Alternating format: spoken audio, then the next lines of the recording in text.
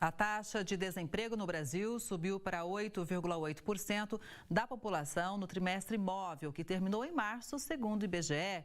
Esse é o menor resultado para o mesmo período desde 2015, quando fechou em 8%. Em relação ao trimestre que acabou entre outubro e dezembro do ano passado, a taxa neste momento teve um aumento de 0,9 ponto percentual. Resumindo, o número absoluto de desocupados chega a 9 milhões e 400 mil pessoas. Se a gente comparar com os dados do primeiro trimestre lá de 2022, o desemprego caiu no Brasil quando atingiu mais de 11 milhões de brasileiros. Então, para a gente fazer uma análise sobre esse panorama do desemprego no Brasil, quem chega aqui no Conexão é o Rogério Araújo, economista. Rogério, boa tarde, seja muito bem-vindo ao Conexão. Então, pegando ainda esse gancho de relação ao ano passado, de janeiro a março, a gente tinha um índice de 11,1% de desempregados e agora 8,8%. A gente pode dizer que, apesar desse avanço em relação ao trimestre anterior, estamos melhores.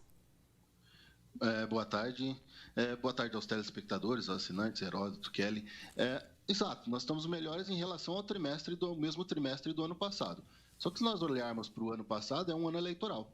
E um ano eleitoral, por prática, a economia tende a crescer, porque tem muito gasto, né? Tem muito desenvolvimento, gasto em cima disso, e acaba trazendo mais emprego. E aí nós atingimos o pico assim, de emprego, né, em dezembro, que aí é outubro, novembro, dezembro, como você disse, de 7,9 ali no último trimestre, e agora com 8,8. Por que essa piora, né, nesses trimestres? Porque agora a gente tem um pouco mais de incerteza, e a incerteza faz com que o empresário demita, né, não contrate, e aí, inclusive, suba preço, que causa inflação também. Rogério, todo mundo na próxima segunda-feira vai comemorar o Dia do Trabalho. É o dia 1º de maio, é o Dia do Trabalhador, etc, etc, etc. Não é verdade?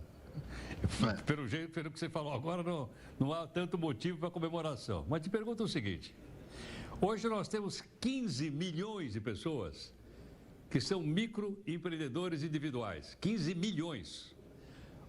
Cresceu, e ela está de 15 anos para cá, cresceu quase 1 milhão por ano. E onde é que eu ponho esse pessoal? O pessoal da MEI. Eles são trabalhadores, posso considerar trabalhadores, sim, eu digo.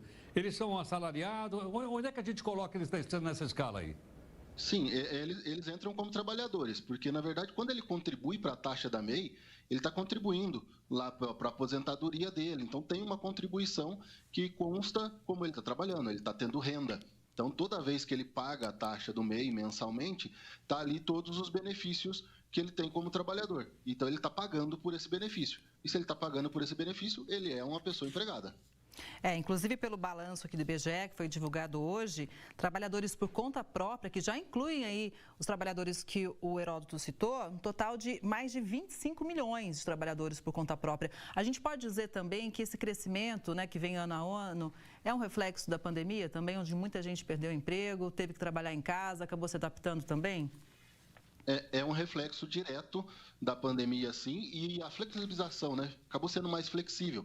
Então, a gente hoje, como tem o trabalho remoto, a gente pode prestar serviço, muito mais o prestador de serviço, remotamente. Pessoal de TI, por exemplo, eu presto serviço numa empresa de investimento, e essa empresa de investimento tem pessoal de TI que antes estavam todos em São Paulo, hoje no Pernambuco, no Rio Grande do Sul, trabalhando remotamente. Então, isso melhorou. A questão de trabalhar remoto e de ser MEI está melhorando porque você pode prestar serviço hoje no Brasil inteiro online. Então, acaba trazendo uma condição melhor dessas pessoas estarem trabalhando e criando renda. A taxa de desemprego está em 8,8%, mas ela podia estar pior, né, se a gente não tivesse essa flexibilização e esse trabalho remoto. Agora, Rogério, isso em outras palavras, né? Está mudando, então, a relação de trabalho entre o empregador e o empregado? Diante dessas novas circunstâncias, Revolução Industrial 4.0 e globalização, está mudando isso? Já mudou. A pandemia acelerou, né? O que vinha acontecendo em 2018, 2019, a pandemia adiantou 5 anos nesse processo, principalmente aqui no Brasil. Porque a gente tem esse serviço e já tinha essa condição de trabalho acontecendo nos países desenvolvidos, nos Estados Unidos principalmente. E aí a pandemia acelerou isso no Brasil. A gente passou a usar muito mais ferramentas de teleconferência, muito mais ferramentas de comunicação online, ao mesmo tempo rápida, né? Porque a gente teve essa aceleração graças à pandemia. Graças à pandemia, até é estranho falar, mas é porque tivemos uma pandemia que teve essa aceleração no desenvolvimento do trabalho, e por isso aceleramos bastante.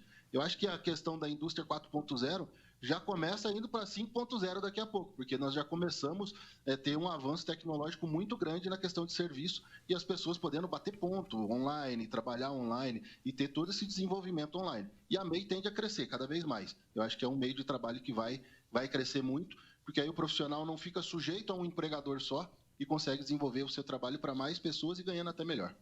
E a gente sempre que fala de emprego lembra da questão dos custos de produção. Isso tem muito a ver com, por exemplo, dependendo do setor, o transporte, né? E a Petrobras anunciou hoje uma redução do preço do diesel para as distribuidoras. A partir de amanhã, o valor passa de R$ 3,84 para R$ 3,46 por litro, uma redução de 38 centavos, ou seja, 9,9%. A redução anterior para o diesel, anunciada pela Petrobras, foi no dia 22 de março. A empresa ainda destaca que, considerando a mistura obrigatória de 88% de diesel A e 12% de biodiesel para a composição do diesel comercializado nos postos, a parcela da Petrobras no preço ao consumidor será em média de R$ 3,05 a cada litro vendido na bomba. E a minha pergunta é o seguinte, né? Qual é o impacto dessa queda de preço? A gente pode esperar aí um alívio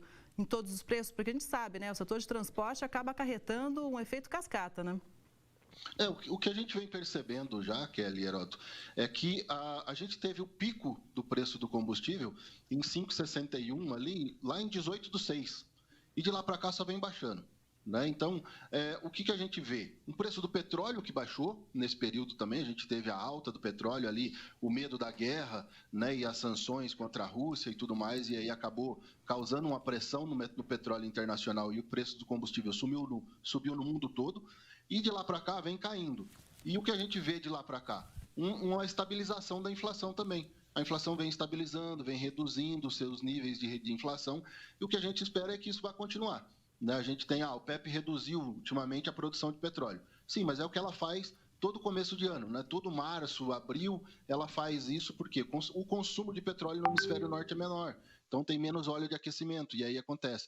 E o preço do petróleo vem caindo, então vem ajudando nessa questão do controle da inflação e dos preços que vai afetar o bolso da gente. Eu acho que a tendência da queda do preço do diesel, da gasolina, vai continuar ainda por um tempo. Ok, vamos acompanhar de perto então. Muito obrigada, viu, pela participação no Conexão. Porta está sempre aberta. Até a próxima. Agradeço, obrigado.